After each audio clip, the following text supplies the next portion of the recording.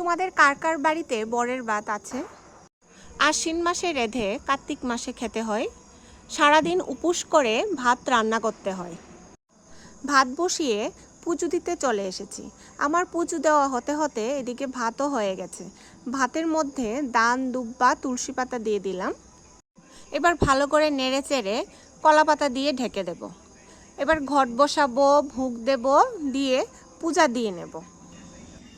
আমার বাবার বাড়িতে এদিন গারুই পালন করা হয়। আমি বিয়ের আগে বরের ভাত সম্পর্কে কিছুই জানতাম না। পূজা হয়ে গেছে, সবাইকে প্রসাদ দিয়ে নিজেও প্রসাদ খেয়েই ঘুমিয়েছি।